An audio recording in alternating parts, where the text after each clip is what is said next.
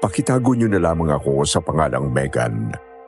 30 years old na po ako, pero ang ibabahagi ko sa inyong kwento ay nangyari 2 taon na ang nakalilipas.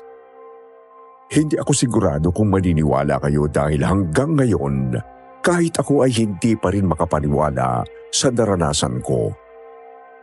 I grew up in the States. I was only 16 years old then when my family decided to move back here in the Philippines and settled for good.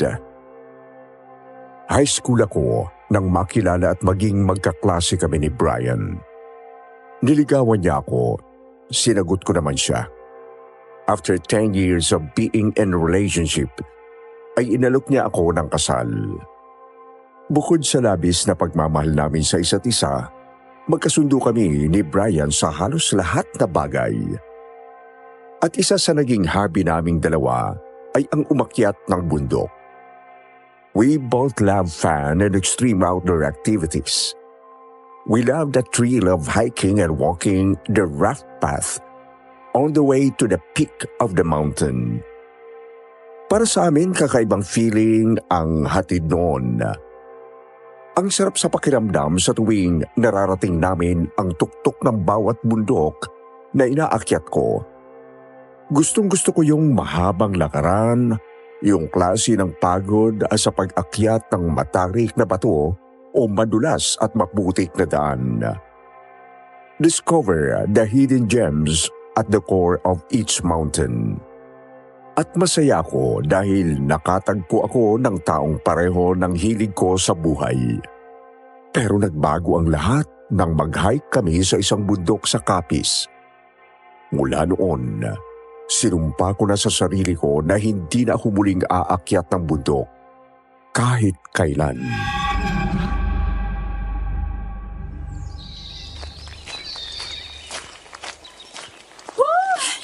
Finally! Sobrang worth it ang lahat ng pagod. Look at the view! Sobrang ganda! O, tingnan nyo, yung sea of clouds. Teka, nasan ba si Brian?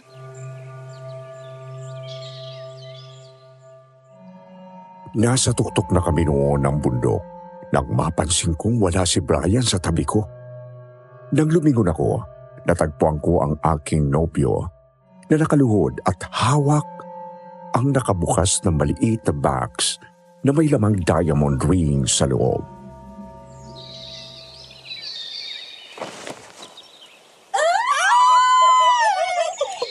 Oh my God!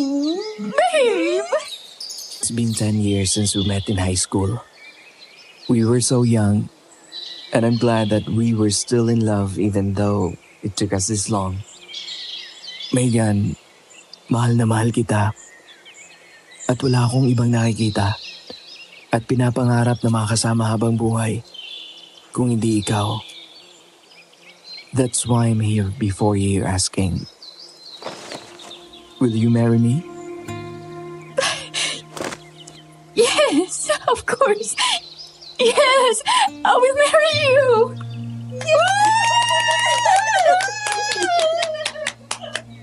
Congrats, guys! Para akong gaya ng mga ulap na nakapaligid sa amin. Para akong nakalutang sa labis na saya. Pangarap ko lang ito dati. Ngayon ay magkakatotoo na. Matapos isuot ni Brian sa akin ang singsing, ay mahigpit kami nagyakap at hinalikan ng matagal ang isa't isa sa labi. Pare, congrats ha! Finally, matatapos na rin ang 10 taon na paghihintay mo. Oo nga naman! Bilib din ako sa inyo, ha? Talagang napanindigan niyo yung motto niyo na no intercourse until marriage.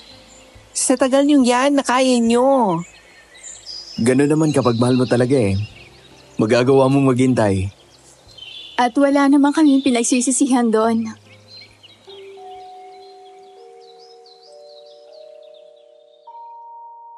Pagkatapos naming manatili sa peak ng Mount Apo at makapagpahinga, makalipas ang ilang oras ay bumaba na rin kami sa campsite para doon magpalipas ng gabi. Matapos namin kumain ng hapunan, ay umupo kami sa labas ng aming tent kasamang mga kaibigan at doon nagkwentuhan. O ano, kailan ang next hike natin? Baka next year na. Magiging busy na kami ni Megan sa pag-aayos ng kasal eh. Right. Ako naman matatransfer ng ilang buwan sa Cebu branch ng office namin. Para rin makapagpahinga naman tayo. I agree. Pero, pag-usapan na natin kung saan ang nice na bundok na aakyatin natin. Uy, may suggestion ako.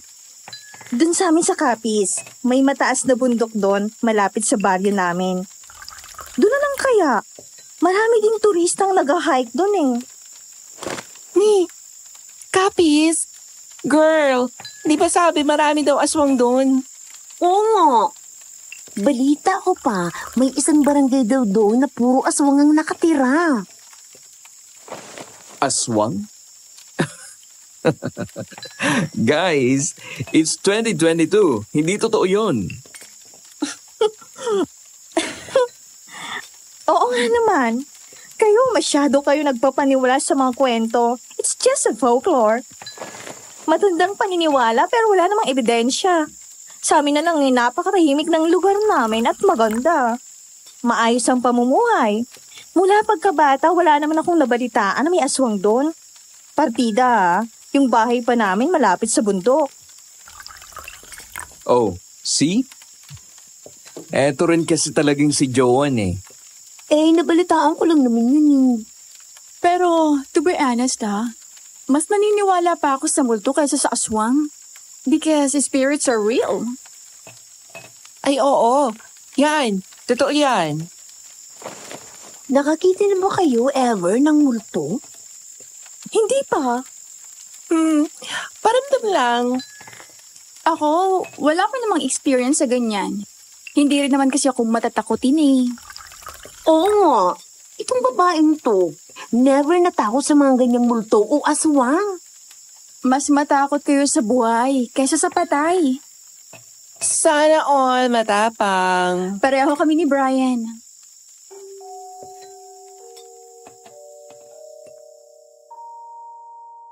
Hindi na ituloy ni Lynn ang sinasabi niya nang may bigla kaming marinig na tunog ng umiiyak.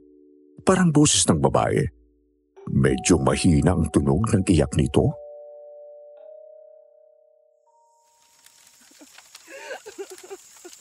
May umiiyak. Babae yata. Teka. Tayong apat lang naman ng babae dito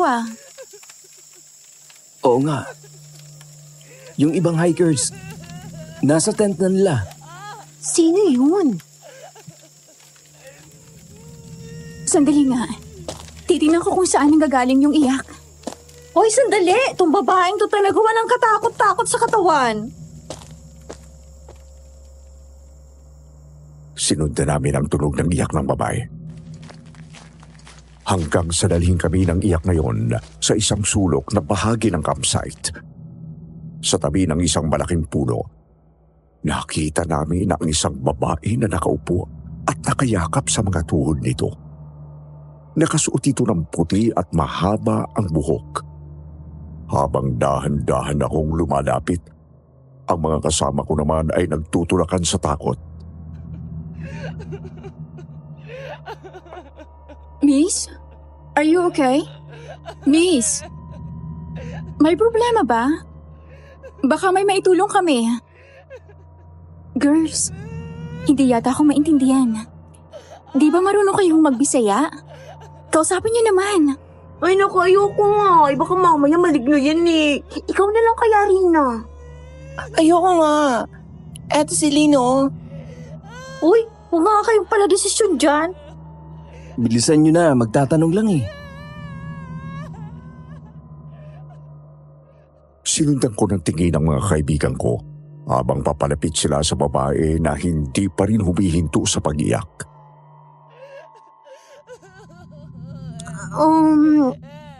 Miss? Sorry, pero Sandali lang. Kanina ko pa napapansin na wala si Benji. Oo Oo nga. Nasaan na? Andito!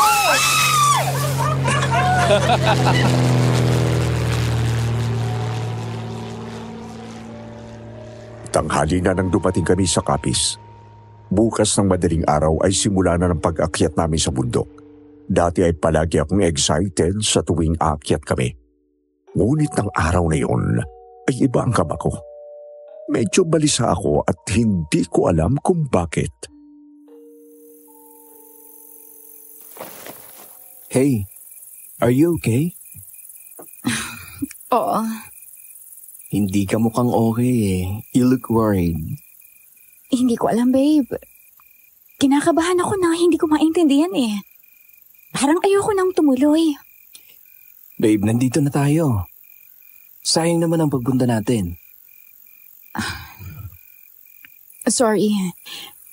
Maybe this is just some kind of wedding jitters. Sila mami kasi. Kung ano-anong sinasabi bago tayo umalis. Huwag mo nang pansinin ang mga sinasabi nila. They just worried, you know? We're experienced climbers.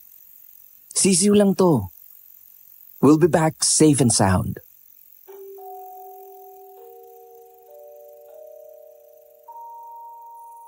Nang yakapin ko si Brian at halikan, ay kumalma ako.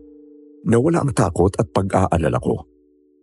Wala naman sigurong mangyayaring masama, lalo at kasama ko naman siya. Siguro nga, wedding jitters lang ang nararamdaman ko.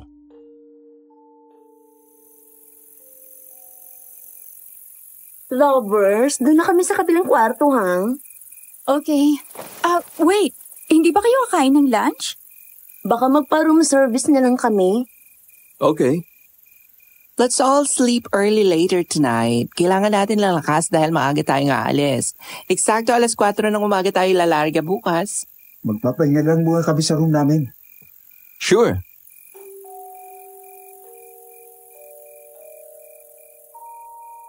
Nang maiwang kaming dalawa ni Brian sa aming silid, ay nagpalit kami ng mas komportabling damit. Nagdesisyon kami na lumabas sa hostel na tinutuluyan namin para kumain ng lunch. Habang naghihintay ng order, may namataan akong nagtitinda ng mais sa labas ng restaurant. Babe, bili tayo ng mais oh. Parang ang sarap. Halika. Brad, may bibilhin lang kami sa labas ha. Pakilagay na lang yung order namin dito.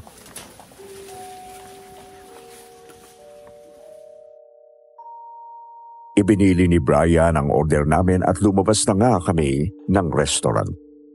Paglapit pa lang namin sa tindera, ay iba na ang tingin nito sa amin.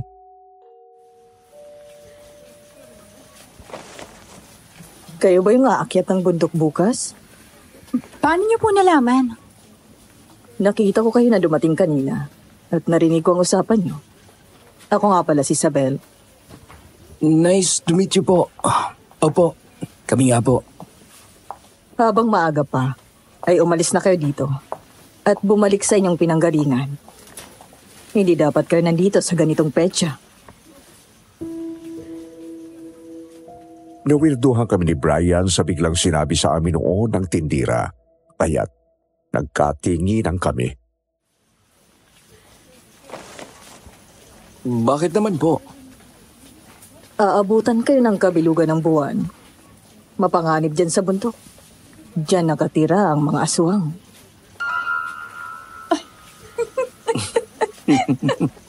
Ate, hindi kami naniniwala sa ganyan. 2022 na. Lumang kwento na lang ang mga ganyan. Maaaring sa inyong mga taga-Maynila ay isang malaking kalokohan lang ito. Pero sa maniwala kayo at sa hindi, totoong may aswang. Baka nakakalimutan nyo kung nasan kayo. Kaya kung mahal pa ninyo ang mga buhay nyo, hindi na kayo tutuloy at makikinig kayo sa akin. Sa loob ng 5 araw ay kabilugan na ng buwan. Ang panahon na sadyang makapangyarihan ang mga alagad ng dilim. Marami nang umakyat riyan ng ganitong panahon. Gaya nyo ay sinabihan ko na rin sila pero hindi nakinig. Walang kahit ni isa sa kanilang nakabalik pa. At hanggang ngayon, hindi na nahanap ng kanilang pamilya. Ay, babe. Nandun na yata yung order natin. Sige ate, una na kami. Pero salamat na rin po sa paalala.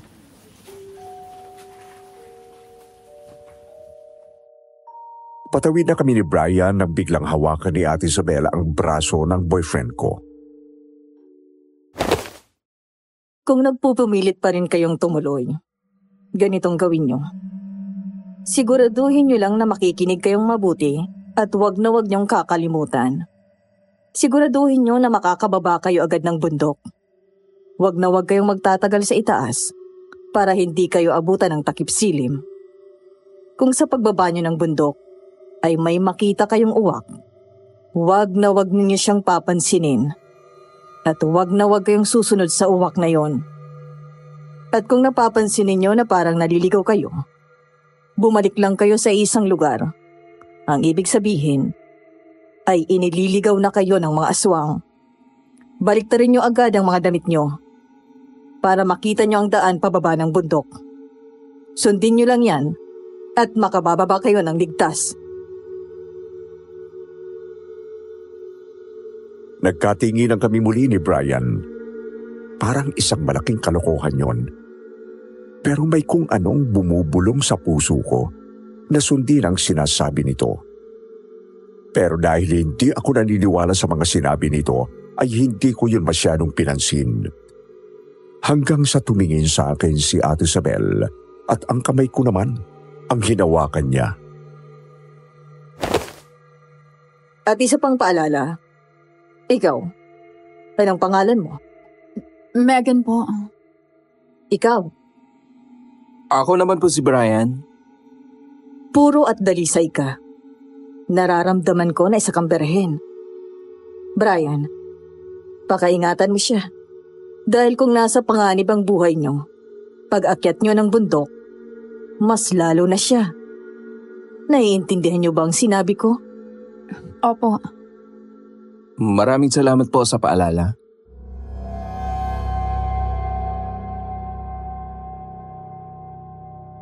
Ang weird nun! Shit, Benji! Bakit di nang gugulat? Kanina ka pa dyan? Oo. Ang silang makinig sa kwento ni Ate Isabel eh. Tara na, nagugutom na ako. She's weird. Oo nga eh. Parang nakakatakot siya. Pero, totoo kaya yung sinabi niya? Huwag mo nang isipin yun. Halika na. Kumain na lang tayo. Patapos namin maglakad ng mahigit na 9 na oras, pagod na kami nang makarating sa campsite. Konti na lamang at mararating na rin namin ang tuktok ng bundok, pero kailangan naming huminto sa campsite para doon magpalipas ng gabi. Masyado nang madilim ang daraanan namin at delikado na rin.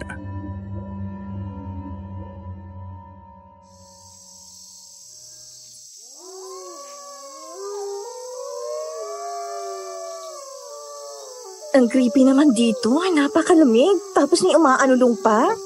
For real. I mean, there's an eerie feeling. Parang, Hoy! Lynn! Hindi ba haunted itong bundok na ito? Hindi naman. Wala pa naman ako nababalitaan na may nangyayaring kababalagan dito.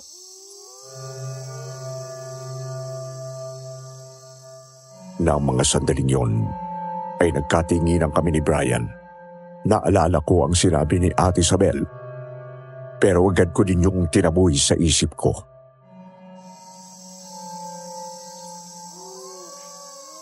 Masyado yung tinatakot ang sarili nyo. Talagang malamig ang panahon kapag February. Oo nga. Itulog na lang natin to. Pagod lang yan. I agree. Maaga pa tayong gigising.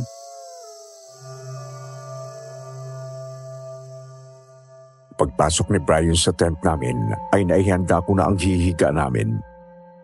Ang kaba at pag-aalala ko ay hindi nawawala at paulit-ulit kong iniisip ang paalala ni Ate Isabel. Okay ka lang? Parang ang lalim ng iniisip mo ah. Yeah, medyo uneasy lang. This place feels different. Hindi ko pa naramdaman to sa lahat ng bundok na inakyat natin. Babe, This is not you. Hindi ka naman matatakotin ah. Hindi ako natatakot. More on nagkaalala ako at hindi ko alam kung bakit. Feeling ko, mali na umakyat tayo ngayon dito sa bundok. We should have postponed this one. Tumabi sa akin si Brian at niyakap ako. Pilit akong pinakakalma. Relax, okay? I'm here. Hindi mo kailangang matakot. Please, huwag kang lalayo sa akin, babe, ha? I won't. I'll stay here beside you. We'll be home soon. Nang tumingin sa akin si Brian, ay ngumiti lang ako sa kanya. Pinatay niya ang lamp sa loob pagkatapos ay hinalikan niya ako. Nang gabing yun ay may nangyari nga sa amin sa unang pagkakataon. Buong puso kong pinaubaya ang sarili ko kay Brian at hindi ko pinagsisihan yon. Pagkatapos ay nahiga kami at niyakap niya ako. Okay ka lang? Oo naman. That was amazing. Hindi ko alam kung tama na ginawa natin yun. Kung kailan 1 buwan na lang bago ang kasal natin. Yun nga eh. 1 buwan na lang, kaya pwede na.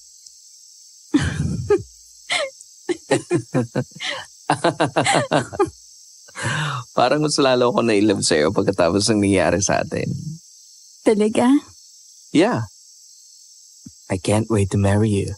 Same, baby. Let's sleep. Maaga pa tayo bukas. Sa kabila ng pag-aalala ay nagawa kong makatulog ng mahimbing ng gabing yon. Malaking bagay siguro, nayakap ako ni Brian at alam ko na nasa tabi ko lang siya. Kinabukasan parang hinipa ng hangin ang lahat ng alalahanin at pagod ko nang sa wakas ay makarating kami sa tuktok ng bundok.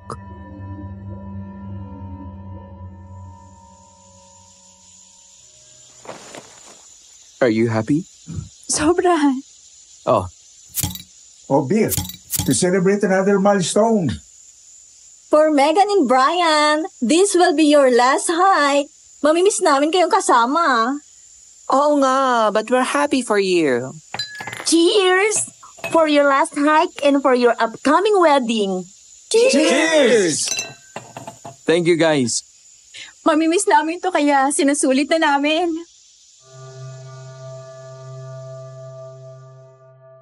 Nanatili ulit kami doon sa bundok at doon nag-camp overnight. Kinabukasan ng 4:00 nang magdesisyon kaming bumaba ng bundok. Nakakalagpas kalahati na kami noon kung kailan alam namin na malapit na kami sa baba. Doon naman kami nakaranas ng matinding problema. Biglang nawala ang guide namin kaya naligaw kami. Paulit-ulit namin inikot ang paligid pero palagi kaming bumabalik sa iisang lugar. Pagod na kami at hapon na. Ilang oras na lang ay magdidilim na.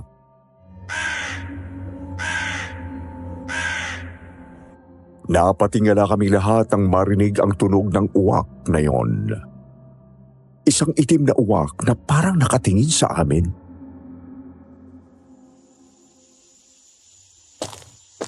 Oh my God! Paano na yan? Naligaw na tayo. Naandyan lang yung taang kanina eh. Tandang-tanda ko yun. Naengkanto pa yata tayo eh. Tabi-tabi po.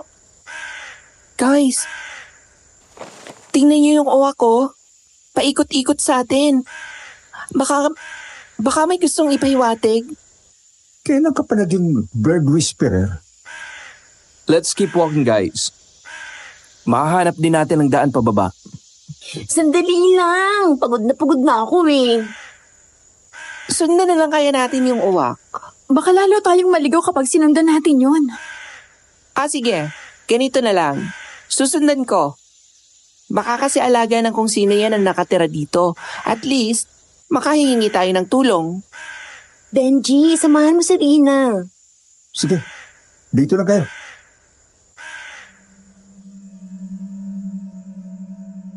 Sinundan ng dalawang kaibigan namin ang uwak.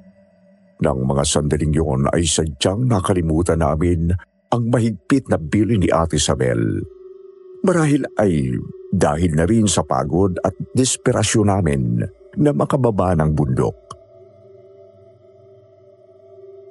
Guys! Dito! Tara, tingnan natin.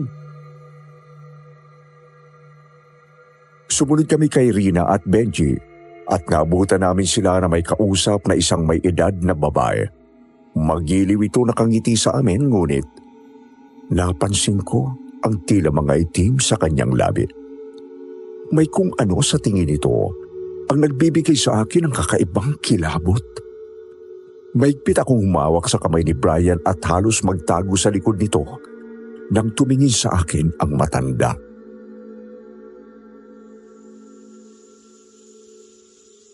Magandang araw po at pasensya na sa abala. Mga climbers po kami. Pababa na kasi kami ng bundok. Kaya lang po ay iniwan kami ng guide namin at naligaw kami. Hihingi po sana kami ng tulong. Kung pwede po na samahan niyo kami sa baba. Magbabayad na lang po kami. Pwede kayong samahan ng asawa ko. Kaya lang mga iho at mga iha, malapit nang magdilim. Lalo dito sa bundok, madaling magdilim dito. At isa pa, mukhang uulan. Makulimlim ang langit at malamig ang hangin. Mukhang may parating na bagyo. Baka lalo kayong mapahama kapag pinilit nyo. Manang, kasi po kailangan namin ng may matutuluyan ngayong gabi. Kahit po sana sa campsite lang. Kung yun lang ang problema nyo, maaari kayong sumama sa amin. Dito kami sa bundok nakatira at may kubo kami na maaari niyong tuluyan pansamantala. Ganun po ba? Naku, maraming salamat po sa inyo. Guys, tara na. Oo nga, para makapagpahinga na rin tayo at makagigo. Lalagkit na ako Brian, ano? Tara? I guess wala na tayong choice. Sige po. Ale, sasama na kami sa inyo. Halina kayo. Sumunod kayo sa akin. Pero hindi talaga ako kampante ng sandaling yon. Kaya naman hinila ko si Brian at binulungan. Babe, hanapin na lang natin ang daan pababa. Ayoko dito. Babe, wala tayong choice. Aabutin tayo ng dilim sa daan. Mas lalong delikado. Bukas naman ng umaga, bababa na rin tayo I'm scared. Huwag kang matakot. Kasama mo naman ako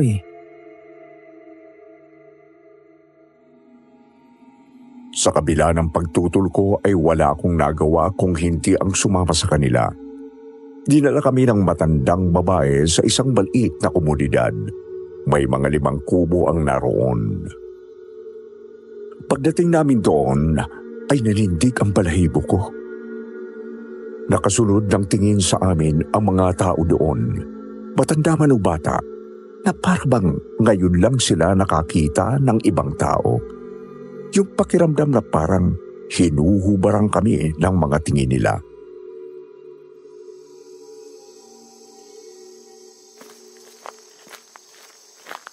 Creepy. Oo nga, pero huwag tayong maingay. Ako nga pala si Isedra. Pero Aling Ising na lang ang itawag niyo sa akin. Ito naman ang asawa ko, si Kanor. Siya ang sasama sa inyo bukas pababa ng bundok. Pasensya na kayo dahil pipi siya. Kaya kailangang intindihin niyo ang senyas niya kapag sumasagot sa inyo. Maraming salamat po sa pagpapatuloy ninyo sa amin dito. Walang anuman. Narito nga pala ang ekstrang 3 kubo. Sadyang pinatayo namin yan dahil madalas nga ay may naliligaw na mountain climbers dito para may matutuluyan sila. Kayo nang bahala kung sa inyo gustong matulog. May mga gamit na rin dyan. Dito na lang po kaming apat sa dalawa. Mag-asawa po kasi silang dalawa, kaya sa kanila po yung isang kubo. Ganun ba? O siya, sige. Magpahinga na kayo mga anak at ipaghahanda namin kayo ng pagkain. Kanor, magkatay ka ng baboy at ng maihain sa ating mga bisita.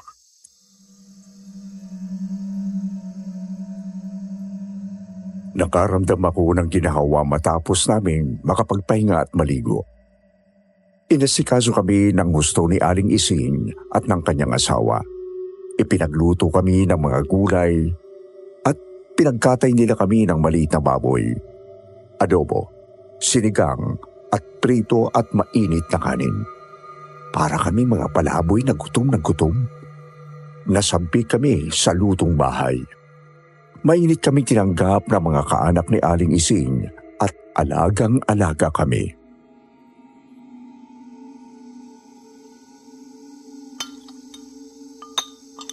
Talagang medyo delikadong akyatin itong bundok na to. Maraming naliligaw dito gawa ng mga engkanto. Masyado silang mapaglaro. Talaga po? Hindi po ba gawa-gawang kwento lang yon? Totoo ang mga engkanto, pero may mabuti at masama. Ang mga narito ay mga mabubuti, mga tagapag-alaga ng kabundukan. Masyado lang silang mahigpit sa pagbabantay ng kanilang teritoryo. May mga tagababa kasi na sinisira ang kabundukan. Ang mga puno ay nilalapastangan nila. Minsan naman ay naghahanap sila ng mga kalaro. Gaya ng nangyari sa inyo, ay naliligaw nila. Interesting. Taga saan ba kayo? Maynila po. Madalas ba ninyong ginagawa itong pag-akyat ng bundok? Opo. Once a year po umaakyat talaga kami ng bundok. Eto na po ang huling akyat naming dalawa dahil ikakasal na kami sa susunod na buwan. Ay siya nga. Naku, biruin mo nga naman. Sakto pala at napagkatay namin kayo ng baboy para na rin tayong nagdiwang. Maraming salamat po ulit sa pagpapatuloy niyo sa amin. Sige na mga anak, magpahinga na kayo. Tiyak na pagod na rin kayo.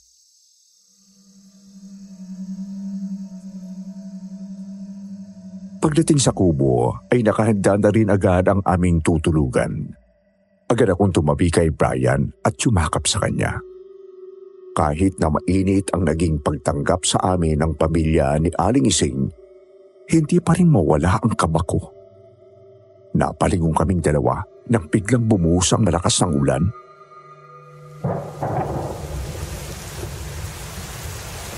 Inaanto ka na? Medyo.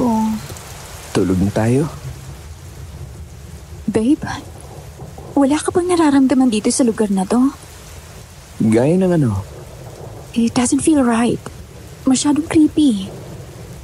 Para kasing palaging may nakatingin sa atin. Babe, napapraning ka lang. Ewan ko ba. Iba ang kutob ko dito eh. Tama na yan. Ang mabuti pa, matulog na lang tayo. Halika na dito. Aalisin natin yung takot mo.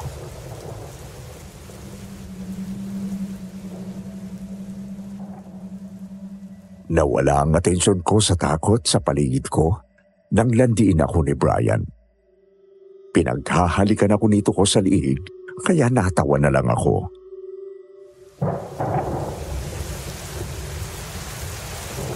Babe, stop! Wala tayo sa tent. Hindi ba pwede? Isa ulit? Hindi ka pwede, babe. Napag-usapan na natin to, ha? Sabi natin isa lang. Ang sunod na, sahanin muna natin. Baka pwedeng umirit ng isa. Tumigil ka dyan. Matulog na Please? lang tayo. Sige na, babe. Ay, naku. Kulit talaga. Uy, ano yun? Mukhang galing sa kabilang kwarto. Sino bang kasama ni Benji matulog?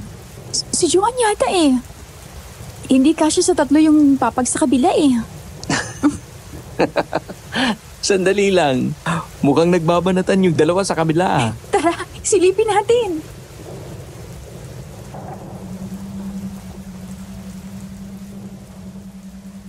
Natatawa kami lumabas ng kubo at dahan-dahang lumapit sa kabilang kubo. Gumilid na lang kami para hindi mabasa ng ulan. Nang lihim kaming sumilip, natawa kaming 2 ni Brian dahil tama nga ang hinala nito.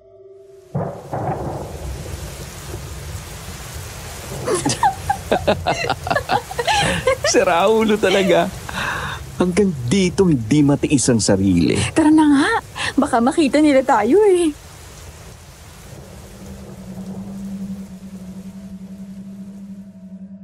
Ganun na lamang ang gulat ko nang pagliko namin ni Brian ay daroon nakatayo si Aling Ising at kasama nito ang 3 pang kaanak.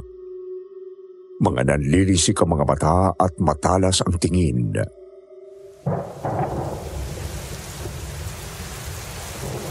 Anong ginagawa niyo dito? May tinignan lang po. Matulog na kayo at malalim na ang gabi. Opo, pasensya na po. Sige po. Good night. Babe, tara na.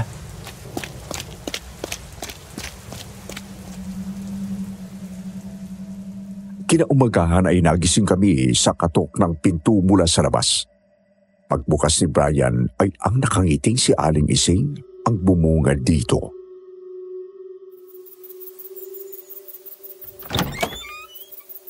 Mag-aalmusal na kayo, kaya lumabas na kayo riyan. Salamat po. Mag-aayos lang po kami at susunod na rin po. Good morning po. Good morning din.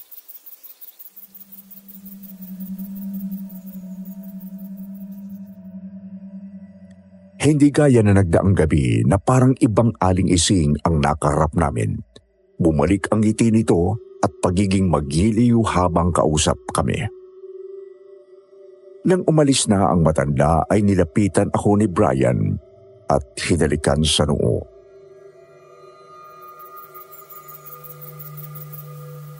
Good morning. Morning, babe.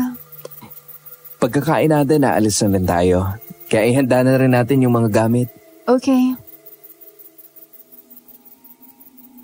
Paglabas namin sa kubo ay naabutan namin doon si Joan, Lynn at Benji na nagsisimula ng kumain.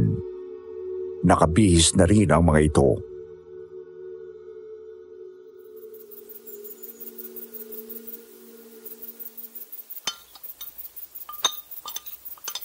Tara, kain na tayo.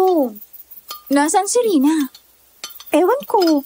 Sabi ni Aling Ising nagpaalam daw kanina na maglalakad-lakad. Kanina pa po siya umalis? Bago kayo magsigisingan lahat. Sabi ko nga huwag nang lumayo dahil papanaog na rin kayo ng bundok maya-maya. Babalik din yon. Kumain na muna tayo habang naghihintay.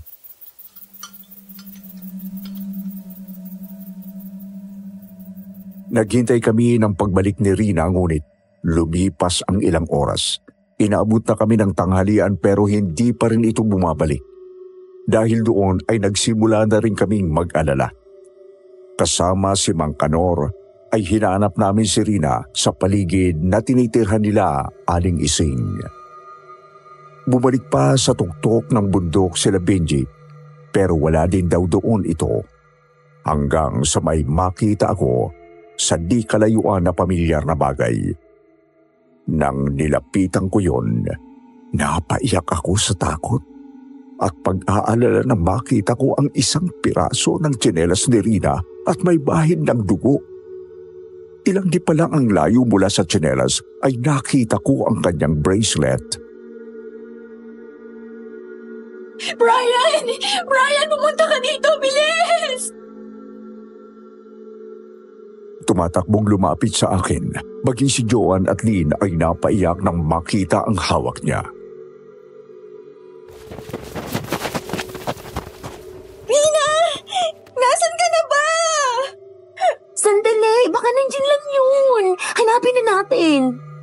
Lynn, hindi pa kayo magkasama sa kubo? Hindi mo ba nakita na lumabas siya? Hindi. Pagod na pagod ako kagabi kaya nakatulog agad ako. Nagising na lang ako kanina na wala rin siya sa tabi ko. Tapos yun nga, sabi ni Aling Ising nagpaalam na maglalakad-lakad daw siya.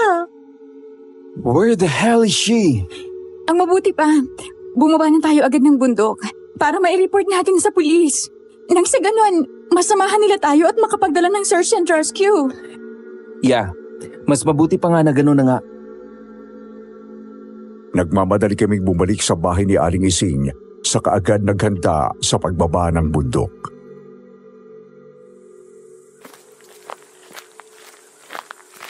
Aalis na kayo?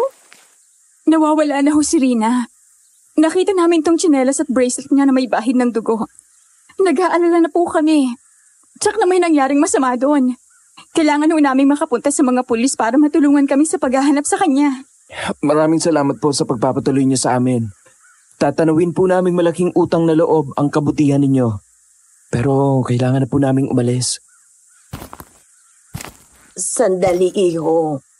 May isa pa tayong problema. Ano ho yun?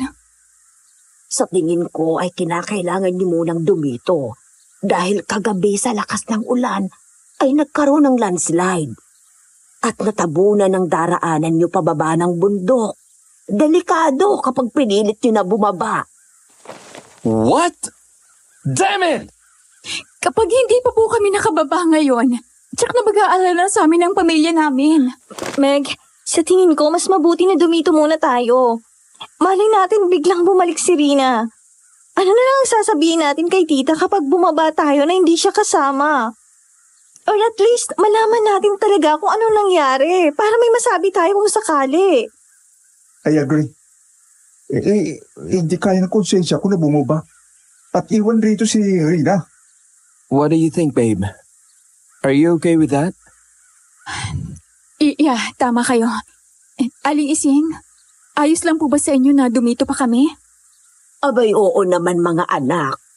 Alam niyo kasi, madalas maging kanlungan ng mga naliligaw na mountain climbers itong bahay ko. Kaya huwag kang mag-alala.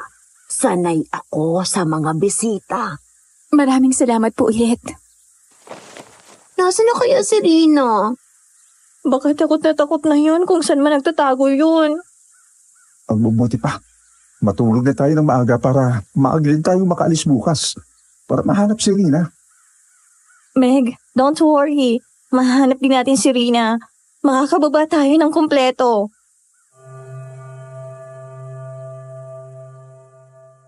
Walang patid ang pagluha ko mula nang makumpirma namin na nawawala si Rina. Puno ako ng pag-aalala para sa kaibigan ko. Inaalala ko rin kung papaano namin ipaliliwanag sa pamilya niya ang nangyari. Kinuha ko ang phone ko at tiningnan yon. Nagbabaka sakali na may signal na pero bigo pa rin ako. Kung meron lang sanang signal ay madali kami makakatawag ng mga pulis para magpa-rescue at mahanap si Rina.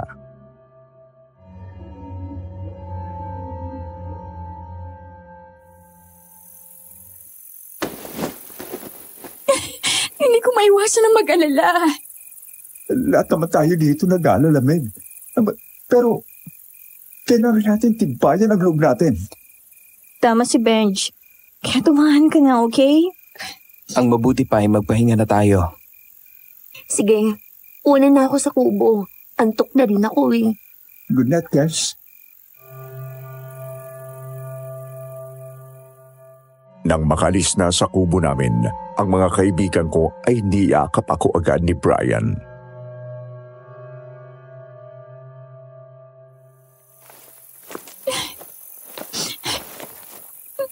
Stop crying. Everything will be fine. Babe, ito na siguro yung ibig sabihin ng kaba ko bago tayo umakyat dito. Sana pinakinggan ko na lang intuition ko. Wala namang may alam at may gusto na mangyari to. Sige na. Matulog na tayo. Ang bahaging ito ay naikwento lamang sa akin ni Benji Sir Wilmore habang nagpapahinga na kami sa kubo. wala akong alam-alam na hindi na rin pala mapakali si Joanne. Pilit lang daw nitong nilalakasan ang loob para sa ganon ay hindi ako lalong mag-alala.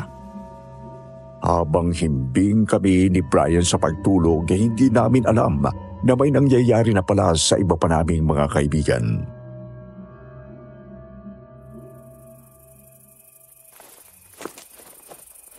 Bakit ka hindi mapakali dyan? Tatanong ka pa? Siyempre, iniisip ko si Rina. Ayoko lang ipakita kay Megan pero alalang-alala rin ako eh. Hahanapin nga natin siya ulit bukas. Huwag ka na mag-alala, ha? Kung bakit ba naman kasi napakagala ng babaeng yun eh. Tama na yan, ha? Sige na. Umisa ulit tayo ngayong gabi. Ikaw talaga. Napakamanyak mo. Nawawala na ang kaibigan natin pero hindi mo pa rin mapigilan yung junior mo. Ikaw kasi, kapag nakikita kong umahampas siyang balakang mo, parang may iba rin akong gustong ihampas sa'yo.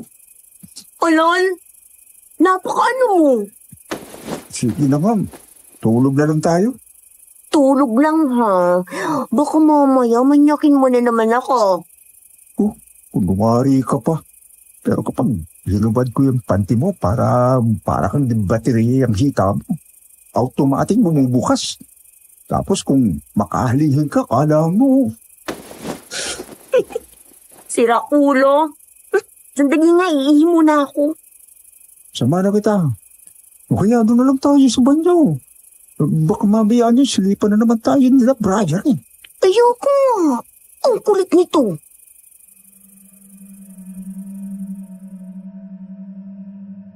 Ayon kay Benji ay hinayaan daw niya na lumabas si Joe ang mag-isa dahil malapit lang naman ang outdoor comfort room.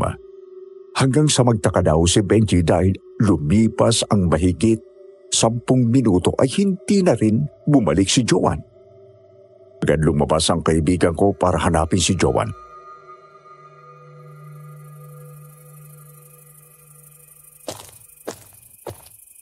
Honey Bunch? Yoo! Ikaw talaga gusto mo palang hamulan muna eh. Sana sinabi mo agad. Honey Bunch ko, nasaan ka na? Joanne? Jo! Nang hindi sumagot si Joanne ay binuksan ni Benji ang pinto pero wala doon ang kaibigan namin. Hanggang sa mapalingon daw siya nang may marinig na ingay mula sa di kalayuan. Sa pag-aakala na si Joanne yon ay pinunta ni Benji ang pinanggagalingan ng ingay. Biglang nagtago si Benji sa di kalayuan nang makita niya na may busal ang bibig ni Joanne habang nakatali ang mga kamay pataas sa isang sanga at may umaagos na dugo sa mukha nito. Ang kwento sa akin ng kaibigan ko, grabe ang takot ng kanyang naramdaman sa mga sandaling yun. Lalapitan sana nito si Joanne para tulungan nang may masaksihan ang kaibigan ko na sadyang nagpatindig ng balahibo nito. Natakpan ni Benji ang bibig para hindi makalikha ng ingay habang pigil ang paghinga. Nakita daw nito na habang umiiyak si Joanne at nagwawala ay biglang dumating ang 2 aswang. Isang babae at isang lalaki. Mga itsurang tao ang katawan pero ang mukha ay parang demonyo. Malalaki ang mga ngipin at nanlilisik ang mga mata. At mahaba ang mga kuko sa kamay. Impit na napaiyak na lang si Benji nang makitang kinain ng mga ito ang laman loob ni Joanne. Napahawak daw siya sa krus na pendant na kanyang suot at nagdasal habang pinanunood kung paano katayin ang mga ito si Joanne. Panginoon, tulungan niyo po kami. Hindi ako itong napuntahan namin. Tulungan niyo kami makalabas dito. Ang kwento pa ni Benji ay dahan-dahan daw siyang gumapang sa talahiban para lang makaalis sa lugar na yon. Parang sasabog daw ang puso nito sa kaba at walang ingay na umiiyak habang gumagapang. Ang Bawat segundo ay tila daw katumbas ng habang buhay para kay Benji ng mga sandaling yon. Hanggang sa wakas ay nakabalik na ito sa kubo na dali-daling inilak ang pinto at mga bintana. Sumiksik sa sulok si Benji habang nanginginig sa takot at niyakap ang sarili at paulit-ulit na nagdasal. Kinabukasan maaga pa lang ay nagising na kami ni Brian mula sa malakas na kalampag ng pinto at malakas na boses ni Benji. Brian, Megan, gumising kayo, bilisan nyo! Ano bang nangyari? Napilitan kaming bumangon at binuksan nga ni Brian ang pinto. Humahangos na pumasok si Benji. Bakas ang takot sa mukha nito at halatang walang tulog habang natataranta. Magbihis na kayo, bilisan nyo! Benj! What the hell is going on? Ano nangyayari sa'yo? Kung gusto nyo pang mabuhay na matagal, kailangan natin umalis dito. Ngayon na! Dahil kapag inaabot ulit tayo ng dilim, tiyak na mauubos tayong lahat dito! Teka, ipaliwanag mo nga sinasabi mo. Wala na rin si Joanne. At siguradong ganun din ang nangyari kay Rina. Anong wala na? Patay na siya. Kitang-kita ko, Meg. Kinain siya ng mga aswang pinatay nila si Johan. Lasing ka ba, Benji? Alam ko ang sinasabi ko. Nakita ko. Saan mo sila nakita? Kayo! Kayo siguro ang mga aswang. Malapit lang dito pinatay si Johan. Hindi kami mga aswang. Oo, inaamin namin na may mga aswang nga dito sa bundok. Pero hindi kami yon. Halika na, bumaba na tayo ng bundok na ito. Nagmamadali kami nagbihis at lumabas si Brian ng kubo dala ang mga gamit. Sandali lang. Paano na si Joanne at Rina? Ako na bahala magpaliwanag sa mga parents nila. Ang importante makahingi tayo ng tulong sa pulis. Nakilala mo ba kung sinong mga aswang? Hindi ko masyadong natitigan ang mukha nila. Dahil madilim kaya hindi ko sila nakilala. Basta mga mukha silang demonyo. Malalaki ang mga pangil nila at nalilisik ang mga mata. At ang mga kuko nila ay matatalas. Are you sure? Sinabi mo nga na madilim, di ba? Sigurado ako. Sa nakita ko, pare. Maniwala ka! Kung totoo man yan, kailangan na nating umalis dito. Bakit hindi ko muna utusan ang mga anak ko para tingnan kung maayos ng daraanan nyo? Maraming salamat po sa tulong ninyo, Aling Ising. Pero kami na ho ang bahala sa lahat. Halika na, bilisan natin. Len, yung mga gamit mo. Tara na! Mahigpit ang hawak ni Brian sa kamay ko nang umalis kami kila Aling Ising. Habang naglalakad kami ay muli namin narinig ang itim na uwak na lumilipad paikot-ikot sa itaas namin. Gaya ng nangyari sa amin noong unang beses. Paikot-ikot lang kami pero sa iisang lugar lang kami napupunta. Guys, tama ba to? Umalis tayo ng ganun lang kina Aling Ising pagkatapos nila tayong patuluyin ng maayos? Hindi ito ang tamang oras para isipin natin sila. Nagpasalamat naman tayo eh. Mas importante na makaalis tayo at mailigtas ang buhay natin. Tama sila, Lynn. Hindi tayo pwedeng mamatay na lang lahat dito.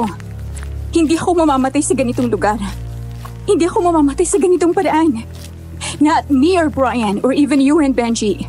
Tama ng dalawa sa mga kaibigan natin ang nawala. Teka. Napapansin niyo ba? Ganito rin yung nangyari sa atin noong una. Nagpaikot-ikot lang tayo. Oo nga eh. Ang mabuti pa guys, dito na lang muna kami ni Megan at magpapahinga. Hanapin niyo ang daan tapos balikan niyo kami dito. O sige, mas okay yun. Stay here with Lynn, okay? Babalikan kita. Kasama na lang ako sa iyo. Ayokong hiwalay sa iyo. Now I'm scared. Umaga pa naman, babe.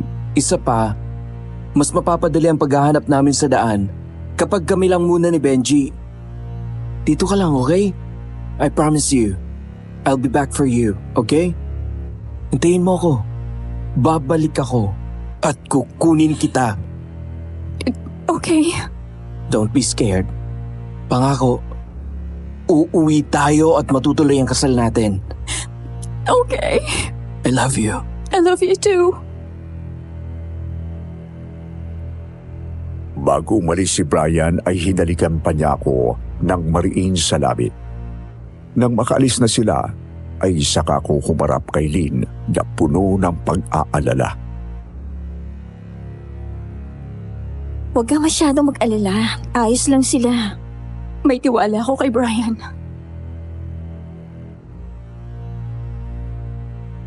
Nang tumingin ulit ako sa daan na tinatahak ni Brian, yun ang huli kong naalala dahil kasunod noon ay may naramdaman akong pumukpok ng malakas sa bato ko at nawalan ako ng malay. Nang magkamalay ko, bigla akong napabalikwas ng bangon nang makita na naroon ulit ako sa kubo nila Aling Ising. Agad hinanap ng paningin ko si Brian pero wala ito doon sa loob. Nagmamadali akong bumaba ng papag na kama at tumakbo palabas. Nang lumingon ako sa paligid ay halos padilim na. Ang mga tao doon ay nakatingin sa akin. Pagtingin ko sa aking kaliwa ay nakita ko nakausap ni Lynn si Aling Ising. Agad ngumiti si Lynn nang makita ko at tumakbo papalapit sa akin at niyakap.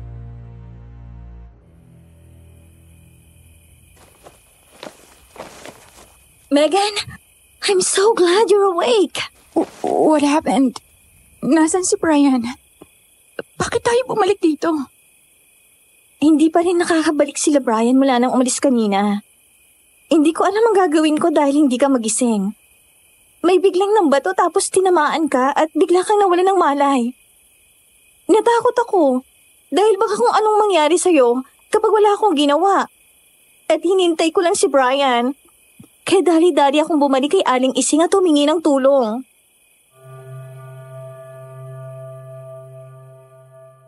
Lalo akong nakaramdam ng takot. Nang makapako ang phone ko na nasa bulsa, ay kinuha ko yung para tingnan ang oras. Mag-alas 6 na ng gabi. Kaninang umaga pa mula nang umalis sila doon, pero hanggang sa mga sandaling yon ay wala pa rin sila Brian. Hindi ako natatakot sa mga kababalaghan na nararanasan namin doon, pero mas takot ako na nawala sa akin ang lalaking mahal ko. Naglakad-lakad ako sa paligid at nagbabaka sakali na magkaroon ng signal para matawagan ko si Brian. Nang wala pa ring signal ay naisip ko na mag-compose ng message para sa mami ko at ipaalam ang kalagayan namin dahil alam ko na nag-aalala na sila at para na rin humingi ng tulong. Sa kalalakad ko, isang himala mula sa langit ang nangyari dahil biglang nagkaroon ng signal kahit konti at nag-send ang message ko. Nakaramdam ako ng pag-asa, Sir Wilmore. Alam ko marerescue na kami. Matapos yun ay dali-dali akong bumalik at humarap kay Aling Ising.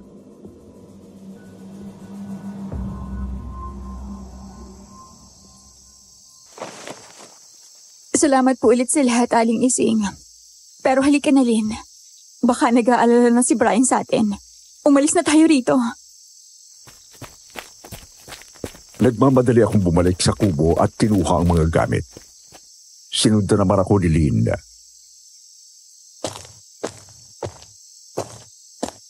Megan, madilim na sa daraanan natin. Wala akong pakialam. Bakit ba kanina ko pa napapansin na pigil ka nang umalis dito? Kung gusto mo mag-stay dito, then go! Pero wag mo kong pipilit na samahan ka rito. Naiintindihan mo ba, Lynn? Brian is out there! And there are monsters out there! Sa tingin mo matatahimik ako dito habang yung fiancé ko ay nanganganib yung buhay? Concern lang naman ako. Then it's not helping right now. Nawala na sa atin si Rina at Joanne. Our friends and my fiancé, who is also your friend, is in danger. Paano mo naiisip na dumito lang at walang gawin? At anong magagawa mo kapag nakita ka ng mga aswang na yon? Hindi ako natatakot sa kahit sinong kampo ng demonyo. Dahil iisa lang ang alam ko, Lynn. Mas malakas at mas makapangyarihan ang Diyos na sinasamba ko. Ngayon, kung gusto mong manatili dito, ikaw ang bahala. Basta aalis ako, susundan ko si Brian! Nagmamadali akong lumabas ng kubo at tumakbo palayo. Ngunit hindi pa man din ako masyadong nakakalayo nang makita ko na sumilay ang bilog na buwan. Naroon na naman ang uwak na itim at paikot-ikot na lumilipad sa taas. Maya-maya ay nanindig ang mga balahibo ko sa katawan nang sunod kong marinig ang mga nakakatakot na alulong. Hindi siya tulog ng asong umaalulong, kung hindi mga halimaw.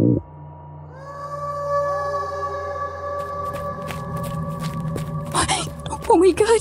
Nandiyan na sila! Matapos kong marinig yun ay nagmamadali ako sa pagtakbo. Habang paulit-ulit akong nagdadasal sa aking isipan.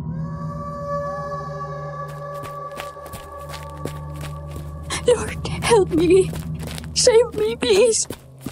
You are bigger and more powerful than any demon. I need you now. Lord, tulungan mo kami! Brian! Brian! Saan ka pupunta? Napatras ako bigla nang makita ko si Aling Ising. Nag-iba ang itsura nito. Nakakatakot. Mukha itong demonyo. Malalaki, mahahaba at matalas ang mga pangil. Nanlilisik ang mga mata at mahaba at matatalas ang mga kuko. Nang lumingon ako sa paligid, nakita ko na napapaligiran ako ng mga kaanak nito at gaya ni Aling Ising ay mga aswang din. Kayo, mga aswang! Anong ginawa niyo kay Lynn?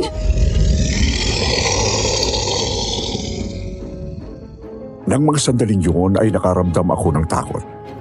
Hindi ako makapaniwala sa nakikita ko sa aking harapan.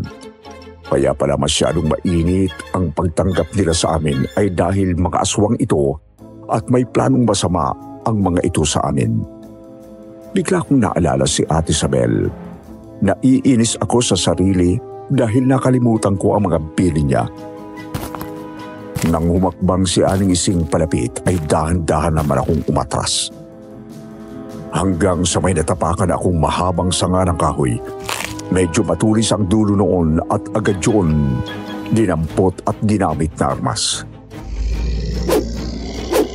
Huwag na huwag kayong lalapit sa akin! Brian! Benji! Brian! Nag-iisa ka na lang, Megan. Wala nang sasaklolo sa'yo. Anong ginawa niyo kay Brian? Kay Lynn? Kay Benji? Nang may sumalakay sa akin na aswang, agad ako nakailag at nasaksak ko ito ng hawak kong malaking sanga ng puno. Tumigil kayo! Sinabi nang huwag niyo siyang gagalawin. Kailangan natin siya para ialay sa Panginoong Lucifer at patuloy na ipagkaloob sa atin ang kapangyarihan. Huwag kayong lalapit! Kapag hindi niyo ako pinakawalan dito, hindi ako magdadalawang isip na patayin ang sino mang lalapit sa akin! Megan? Nabuhayan ako ng loob nang marinig ang boses ng kaibigan ko. Tumakbo itong lumapit sa akin. Lynn? Lynn! Akala ko napahama ka na. Dapat tumakbo ka na. Bakit ka pa pumunta rito? Inawakan nito ang sanga ng puno na hawak ko at itinapon yon. Hindi ako pwedeng umalis dito, Megan. Dahil ang totoo, dito ako nakatira. Dinala kita dito dahil kailangan ka naming dalhin sa kapilya para gawing alay. Naguluhan ako sa sinabi ni Lynn. Nasundan ko na lang siya ng tingin at lumayo ito at tumabi kay Aling Ising. Pasensya ka na, Megan. Pero ikaw ang napiling alay sa taon na to para magpatuloy ang lahi ng pamilya namin bilang aswang. Oh my God! Lynn! Aswang!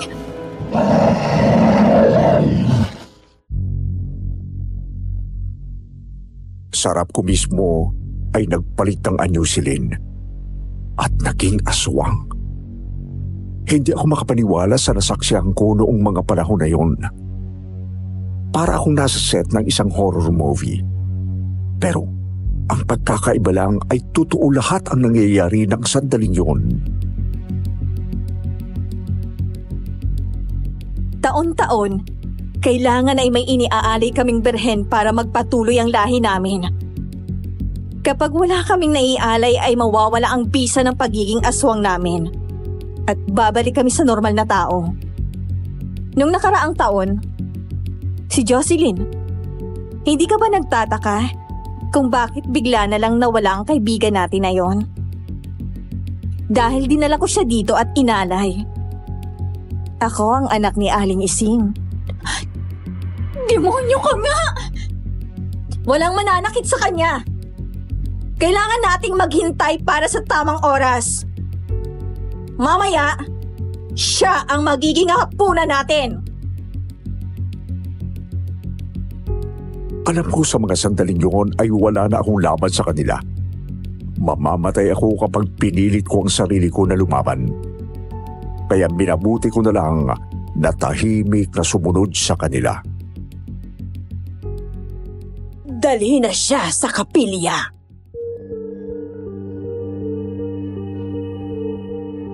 Nangalisag ang balahibo ko nang pumasok kami sa tinatawag nilang kapilya. Doon sa loob ay may mga ribulto ng iba't ibang demonyo. Sa unahang kung saan naroon ang altar ay may mahabang mesa at napapalibutan ng apoy. Nakakatakot ang lugar na yon. Walang sinong matinong tao ang tatagal doon. Nawala doon ang atensyon ko sa paligid nang halos itulak ako ni Lynn para bumilis ang lakad ko. Nang hawakan ako at buhatin ng mga aswang, ay nagpubiglas ako pagkatapos ay hiniga nila ako sa mesa sa harap ng altar.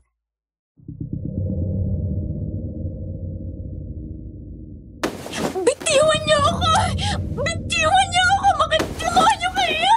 Wala ka nang magagawa pa, Megan. Hindi kailanman mananalo ang kasamain. Ang mga alagad ng demonyo na tulad niyo! Maya-maya pa ay napalingon ako sa paligid nang magsimula ang ritual ng mga ito. Tumayo si Aling Ising sa gilid ko at may hawak itong matalim na kutsilyo. Nang mga sandaling yon ay nakaramdam na naman ako ng takot. Lalong nagmukhang demonyo ang mga ito.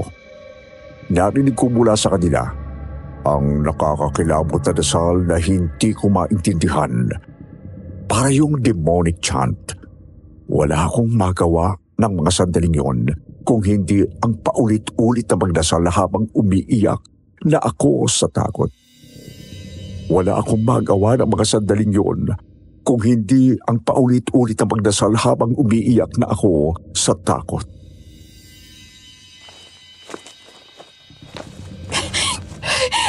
Panginoon na pinakamakapangyarihan sa lahat. Alam ko naririnig mo ako. Tulungan niyo ako. Iligtas mo ako sa mga kampo ng demonyo. Huwag niyo pong hayaan na manalo sila. Nagmamakaawa po ako.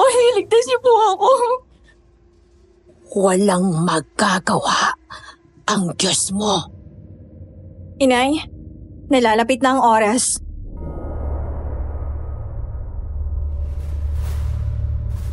Hindi ako sumagot at paulit-ulit kong sinambit ang dasal na yon habang umiiyak. Hindi ako natatakot mamatay. Mas takot ako na iwan si Brian. Gusto ko siyang makita sa mga sandaling yun. Maya-maya ay may humawak sa mga kamay at paa ko.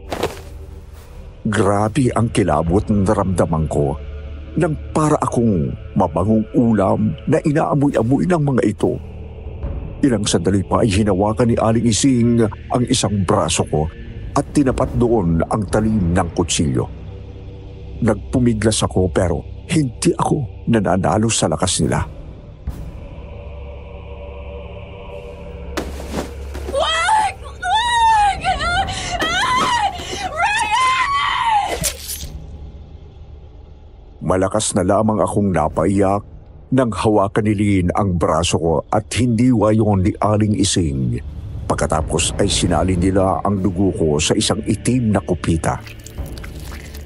Parang mga lobong umaalulong ang mga ito nang itaas ni Aling Ising ang kupita.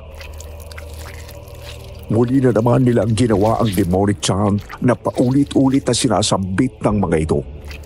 Kahit na takot ay nilakasan ko ang aking loob at sinabayan ng malakas na dasal ang mga ito. Our Father in heaven, hallowed be your name. Your kingdom come. Your will be done on earth as it is heaven. Give us this day our daily bread and forgive us our debts as we also have forgiven our debtors. Tumahimik ang lahat nang inumin ni Aling Ising ang laman ng kupita. Maya-maya ay humawak ito sa leeg. Nay! Anong nangyayari sa inyo? Maya-maya ay humawak ito sa leeg. Parang nalalason si Aling Ising. Maya-maya ay nanglisa ito at biglang bumulagta sa sahig at hindi na gumalaw pa. Nagkagulo ang mga ito at lumapit sa matanda. Galit na nanlilisik ang mga mata na tumingin sa akin si Lynn. Nilapitan niya ako at biglang sinakal. Anong ginawa mo?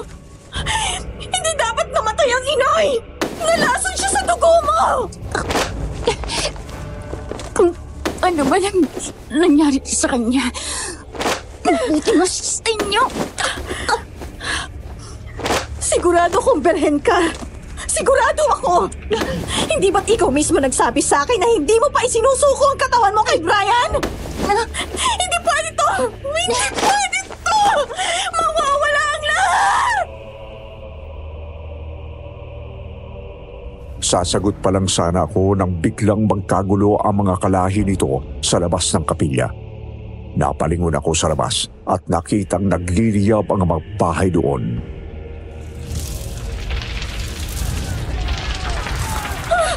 Ang mga bahay! Nasusunog ang mga bahay! Napalingon ako sa labas at nakitang nagliliyab ang mga bahay doon. Nagkagulo ang mga ito at naglabasan ng kapilya sa kasya iniwan ng mga ito. Madali akong tumalong pababa ng mesa at sinira ang bintana at doon dumaan palabas. Pagkatapos ay mabilis na tumakbo hanggang sa may biglang humablot sa braso ko.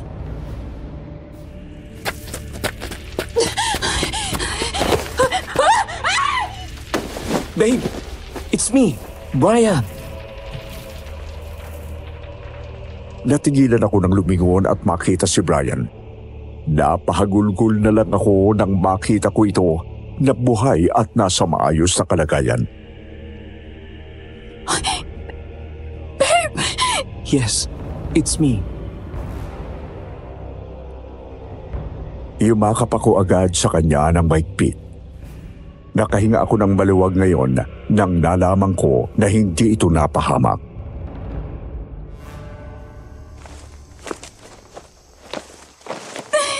Salamat sa Diyos at ligtas ka. Ano bang nangyari? Ang akala ko patay ka na. Nasaan si Benji? Bumaba na siya at humingi ng tulong.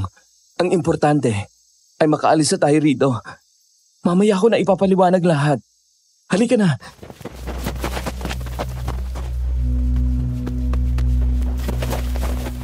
Hinawakan ni Brian ng mahigpit ang kamay ko at tumakbo kami ng mabilis sa abot ng aming makakaya, pababa ng bundok.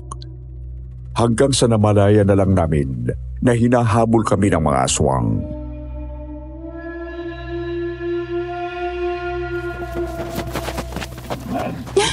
Nariyan na sila! Hinahabol na nila tayo! Huwag kang lilingon. Basta tumakbo ka lang. Huwag kang bibitaw sa akin. Hindi ko alam kung gaano kalayo na ang natakbo namin. Nariyan halos madulas kami o kaya ay nahuhulog kami sa mababaw na bangin. Hindi ko na alam kung nasaan kami. Hanggang sa bigla kaming mapahinto matapos masukol kami ni Lynn at mapaligiran ng mga aswang. Nakikita namin ang galit sa mga mata ng mga ito. Alam ko na galit sila sa akin dahil napatay ko ang leader nila.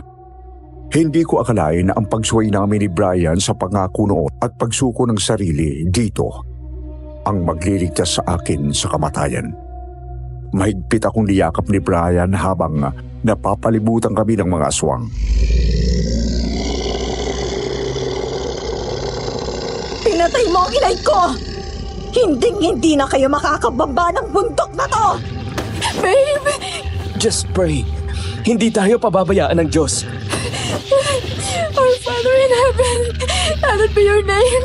Your kingdom come. Your will be done on earth as it is in heaven. Give us this day our daily bread and forgive us our debts as we also have forgiven our debtors. Iligtas mo po kami. Tulungan mo kami. Brian! Nang sumugod sa amin si Lynn, ay mahigpit namin niyakap ang isa't isa.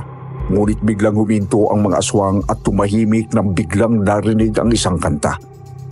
Natauhang kami at saka ko naalala ang nasa bulsa ko pala, ang phone, at naramdaman na nagbabibration.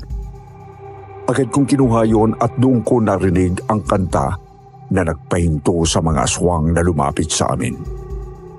Sir Wilmore, nang tingnan ko ang phone ko ng mga sandaling yon, doon ko nakita na nagkaroon na ng signal at ang tawag ng mami ko ang nagligtas sa amin dahil ang ringtone nito ay isang worship song.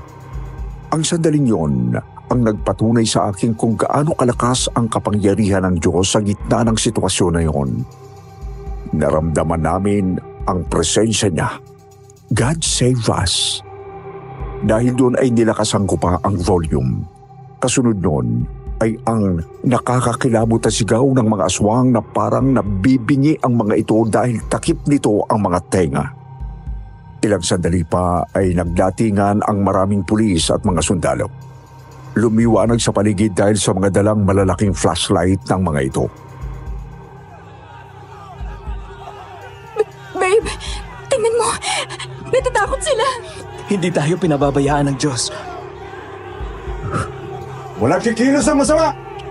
Sir! Mag-iingat kayo! Dahil mga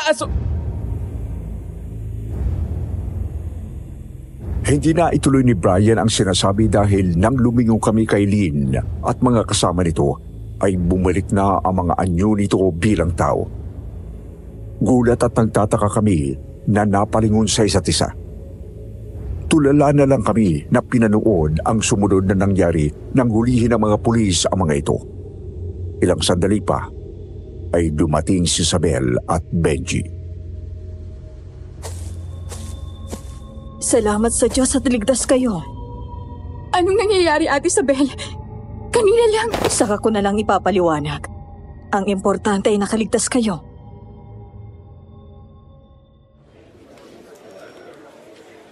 Mga aswang sila, sir. Bago kayo dumating, nakaharap namin sila. Sir, nasaksihan ko rin lahat. Maniwala kayo. Nakita ko kung paano nila pinatay ang kaibigan ko. Narinig namin ang kwento tungkol dyan sa bundok na yan. Na pinamamahayan ng aswang. Pero wala tayong matibay na ebidensya tungkol dyan. Wala man lang ba kayong nakuhang video? Wala po. Hindi na rin namin naisip yon dahil nasa panganib na ang buhay namin. Bukod doon, Ang mga hinain nilang pagkain sa amin ay gaya ng karaniwan nating kinakain o niluluto. Nothing unusual. Isa pa ho, mababait silang lahat sa amin nung una. Yung isang sinabi nyo na kasama nyo, si Lynn Maniego. Isa rin siya sa mga aswang. Kaibigan namin siya at kasama sa trabaho. Siya ang nagsuggest sa amin na dito na lang maghahik. Yun pala may plano na siya. Anak siya ni Aling Ising, yung matandang namumuno sa kanila. Totoo man na aswang sila o hindi, ang mahalaga ay nahuli na rin sila dahil matagal ng under surveillance ang pamilya Maniego. Sila lang ang nakatira dyan sa bundok at may mga ilang mountain climbers na umakyat dyan at hindi na nakabalik. Kapag nire-report sa amin, ay hinahanap namin pero hindi namin makita. O wala kahit anong trace. Para silang naglaho na parang bula. Kahit kami, may mga kasamang kaming mga pulis na umakyat dyan para mag-rescue pero hindi na nakabalik. Naglaho na lang din. Wala naman kaming ebidensya. Pero ayon sa nakababa at nakaligtas sa mountain climbers, mga kanibal ang pamilyang yan o yung mga kumakain ng laman ng tao. Bukod doon, ay nagpa-practice sila ng demonic acts. Sumasamba sa demonyo. Muntik na akong maging alay nila. Nakita ko yung kapilya nila kung saan sila sumasamba. Puro mga imahe ng demonyo. Huwag kayong mag-alala, ma'am. Nahuli na po silang lahat.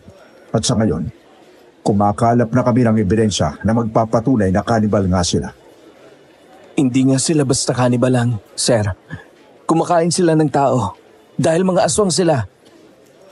Mas makakabuti po na isarado niyo sa publiko ang bundok at ipagbawal na ang pag-akyat dyan para wala na akong maging biktima. Kung ayaw niyo maniwala na aswang sila, kayo ang bahala. Pero kung maaari lang, ilayo niyo sila sa ibang mga preso. Sige po, we will take your advice, ma'am. Ang mas mabuti pa ho ay magpahinga na kayo. Kukontakin na lang ho namin kayo kapag naibaba na ng mga kasama namin ang mga nakuha nilang ebidensya sa kuta ng mga Maniego. Tawagan nyo na lang ho ang pamilya ninyo dahil tiyak na nag-aalala na sila. Maraming salamat po.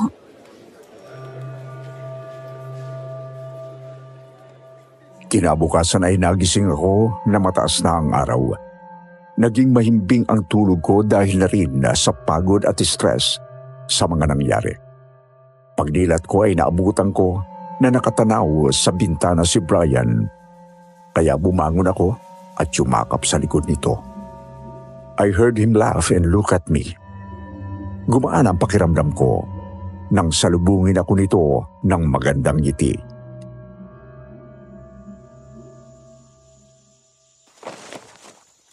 You were sleeping so peacefully. Natakot ako. Ang akala ko hindi na kita makikita. Nangako ako sa'yo, di ba? Kahit anong mangyari, babalikan kita. Hindi tayo magkakahiwalay. Thank you for coming back to me, baby. Mahal na mahal kita. Hindi mo alam kung gaano ako halos mamatay sa pag-aalala kahapon nang bumalik ako sa pinag-iwanan namin sa inyo at hindi na kita naabutan doon.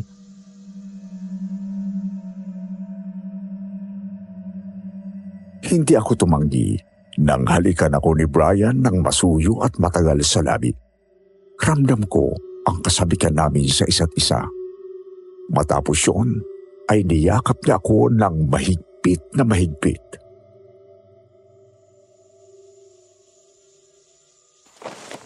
Ano palang nangyari sa inyo? Ang akala ko, napatay na rin kayo ni Benji. Noong paulit-ulit na naman kaming umiikot at bumabalik sa pinanggalingan namin, si Benji ang nakaalala sa sinabi ni Ate Isabel. Di ba nandun siya nung kausap tayo ni ate? Binaligtad namin ang damit at nakababa kami ng bundok. Doon lang namin na-realize na mula doon sa bahay nila Aling Ising ay konting lakad na lang at nasa paanan na ng bundok. Bumalik kami ni Benji para sunduin namin kayo. Pero hindi na nga namin kayo naabutan. Bumalik kami kay Aling Ising at nagbagkasakali na bumalik kayo doon. Pero aksidente naming narinig ang pag-uusap ni Aling Ising at narinig din namin na nanay ang tawag sa kanya ni Lynn. Pinag-uusapan ka nila at ikaw ang gagawin nilang alay dahil sa paniniwala nila na virgin ka. Alam ko na hindi ka pa nila ginagalaw dahil kailangan ka nila. Pupuntahan ka na sana namin ni Benji pero nakita kami ng isa sa kaanak nila. Kitang-kita namin kung paano ang isang tao ay naging baboy ramo. Hinahabol nila kami hanggang sa mahulog kami ni Benji sa isang bangin. Mabuti na lang at nakakapit kami. Akala nila ipatay na kami. Sinikap naming makaalis doon. Bumaba si Benji para humingi ng tulong habang binalikan naman kita. Nagtago ako sa damuhan hanggang sa magdilim. Nang makita ko nang dinalakan nila doon sa kapilya nila, kinailangan ko nang madistract sila. Kaya sinunog ko ang mga bahay nila. Kung pinaniwalaan ko na lang sana si Ate Isabel. O kaya kung pinakinggan ko na lang sana ang kaba ko bago tayo umakyat. Hindi sana nangyari to. Baka hanggang ngayon, buhay pa rin si Rina at Joanne. Hindi man tayo tumuloy. Kasama natin si Lynn ng panahon na yon. Tiyak naggagawa siya ng paraan para matuloy tayo. Tsaka wala tayong kasalanan. We're living in a modern and high technology days. Sino bang mag-aakala na may mga aswang pa rin? At totoo pala sila. In a first place. Natawagan mo na ba sila, Mommy? At yung parents nila Rina at Joanne? Oo. Kagabi ko pa natawagan sila, Mami. Alalang-alala na sila. Si Benji na ang tumawag sa parents ni Rina at Joanne at naipaalam na ang nangyari. Magbihis ka na. Sabi ng pulis na nag-text sa akin ay nakita na daw nila ang katawan ni Rina at Joanne. Nadurog ang puso ko nang makita ko ang wala ng buhay ng mga kaibigan ko. Bumuhos ang mga luha ko nang makita ang kalunos-lunos nilang inabot. Bukha na lamang ang ipinakita nila sa amin dahil ayon sa mga pulis ay wala ng laman loob nang natagpuan nila ito. Both Rina and Joanne's body are starting to decompose. Paulit-ulit kong sinisisi ang sarili ko dahil hindi ako nakinig sa babala ni Ate Isabel at babala ng sarili kong isipan. Kasabay nito ay ang galit ko para kay Lynn na isa sa itinuturing kong kaibigan. Rina! Joanne! I'm sorry! I'm so sorry! Wala kaming nagawa para iligtas kayo. Ako nang bahala kay Megan. Huwag na kayong mag-alala. You may rest now. Justice has been served. Joanne, Honey Buns, bakit wala ako iniwan? Hindi pa plano na ako na mag-propose sa'yo eh. Hinihintay ko lang na makabalik tayo ng Maynila. Bakit hindi mo naman ako hinintay? Mahal na mahal kita, Joanne. Gusto ko makita si Lynn. Babe, sigurado ka? Oo.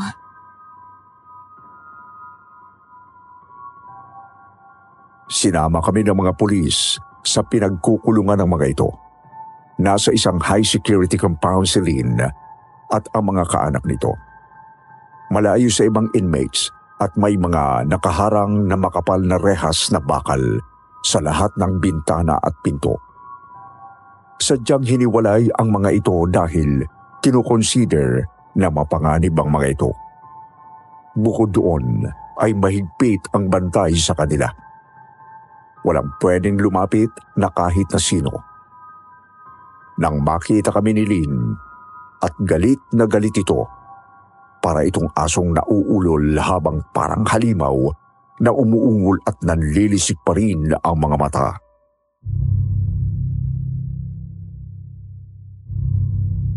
Ikaw ang may kasalanan ng lahat. Sinira mo ang lahat. Ang buong angkan namin. Ang kapangyarihan ng pamilya ko. Then, it was my pleasure to end your family. Magbabayad ka sa lahat ng ginawa mo. Sa pagpatay mo kay Rina at Joanne. Sa dami ng pinatay nyo, hindi na kayo makakalaya dyan. Alam mo ba kung paano ko pinatay si Rina? Tinakpan ko ng una na mukha niya hanggang sa hindi siya makahinga. Pagkatapos, pinagpiestahan namin ang katawan niya. Kinain ko ang lamang loob niya. Mga demonyo kayo! Ang dapat sa inyo mamatay at patayin gaya ng kung paano nyo pinatay ang mga biktima nyo. Mga kampon kayo ng dyablo! Mga aswang!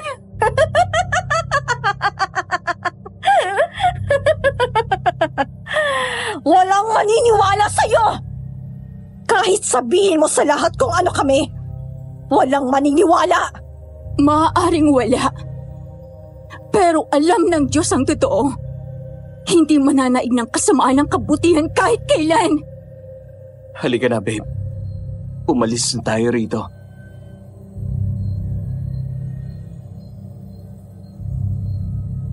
Nang makabalik kami sa presinto ay pinakita sa amin ang mga nakakikilabot na imahe na nakuha ng mga pulis at sundalong mula sa kapilya.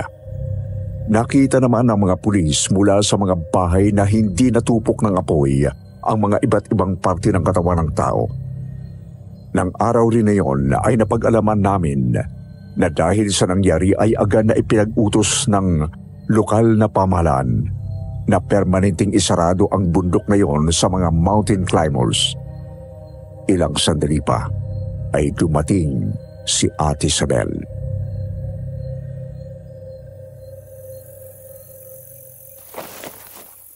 Ate, maraming salamat po sa lahat. Sorry po kung hindi ako naniwala sa inyo. Huwag mo nang isipin yon. Ang importante ay okay ka na. Napatay ng mga pulis yung uwak. Sumama ako sa kanila kanina pabalik sa taas. Tinuro ko sa kanila kung saan nila mahanap ang pinagtataguan ng mga aswang ng katawan ng kanilang mga biktima. Ate, paano niyo po nalaman ang lahat ng ito? Dahil dati akong nakatira dyan sa bundok. Noon, bukod sa pamilya nila ay may iba pang nakatira dyan. Hanggang sa isa-isang namamatay ang ibang residente. Nakita ko mismo kung paano sila nagiging aswang. Nakita ko lahat ng ginagawa nila sa mga biktima nila. Ang Diyos nila ay si Lucifer. Yung uwak na sinabi ko na iwasan nyo. Isa yung tao na kayang mag-anyong uwak sa araw at aswang sa gabi. Hindi makapaniwala ang mga pulis kanina nang barili nila ang uwak na naging tao. Pero syempre, hindi nila maaaring ipagsabi yun dahil maaapektuhan ang turismo ng bayan namin. Ate, sinabi mo nung una tayong nagkausap na kagabi dapat yung araw na mag-aalis sila ng babaeng birhen para magpatuloy ang lahi nila. Pero yung nangyari kagabi, nang inumin ni Aling Ising ang dugo ko, namatay siya. Kung ganon, hindi ka na birhen. May nangyari sa amin noong gabi bago kami makarating sa tuktok. Mabuti kung ganon. Lason para sa kanila kapag ininom nila ang dugo ng isang babaeng hindi na birhen sa gabi ng pag-aalay at kabilugan ng buwan. Yun ang gabi na kapag ininom ng pinuno nila ang dugo ng alay na birhen, ay magpapatuloy ang kanilang pagiging aswang. Pero dahil nga sa may nangyari na sa inyo, bigo sila at nalaso ng pinuno nila kaya namatay ito. Sila Lynn, yung pamilya niya na aswang din.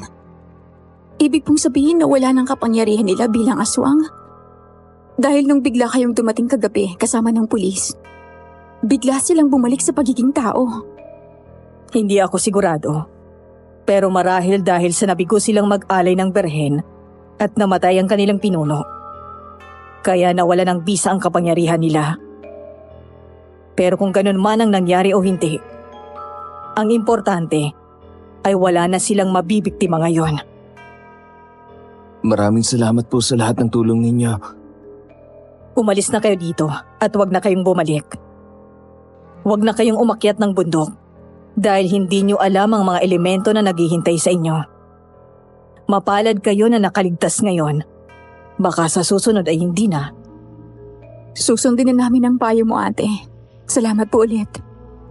Mag-iingat kayo.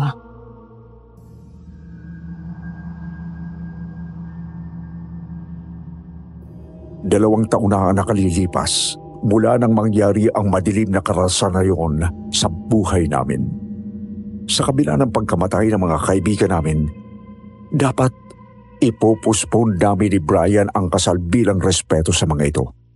Pero kinumbinsi kami ng mga magulang ni Rina at Joan na ituloy yon dahil alam nila na yun din ang gustong mangyari ng mga ito. Sa ngayon ay may isa na kaming anak. Ilang buwan mula ngayon ay tutulak na kaming mag-anak sa New York, USA para doon manirahan. Samantalang si Benji naman ay labis na nagluksa sa pagkamatay ni Joan. Huli na nang ma-realize nito ang totoong feelings para kay Joan. Pero sa ngayon ay patuloy pa rin ito sa paglaban at sinusubukang makausad sa buhay. Sa kabila ng panahon na lumipas, hanggang sa mga sandaling ito ay isang palaisipan pa rin sa amin ni Brian ang hiwaga ng mga pangyayari. Dahil kung babalikan namin ang lahat ay para kaming pumasok sa isang horror movie at kami ang bida. Kapag kinikwento namin ito sa mga kakilala, wala rin maniwala sa amin. Kaya naman mula noon ay sinarili na lamang namin itong mag-asawa, pati na rin si Benji. Pero sigurado kami na mga aswang ang mga nakalaban namin sa bundok. Pero hanggang sa huli ay hindi maniwala ang mga pulis at pilit na iginigiit na mga ordinaryong tao lang ang mga ito na nagpa-practice ng cannibalism at sumasamba sa demonyo dahil daw mula nang ikulong ang mga ito ay hindi naman daw nakita ng mga bantay na nagpalit ito ng anyo. Kaya naman gusto ko pong kunin sana ang opinyon ng inyong basugid na mga tagapakinig. Sa tingin nyo, aswang ba sila o gaya rin ng sinasabi ng mga pulis na mga ordinaryong tao ito na nagpa-practice ng cannibalism? Maraming salamat po sa inyong pakikinig sa aking kwento. Hanggang dito na lamang po in more power sa inyong programa. Nagmamahal, Megan.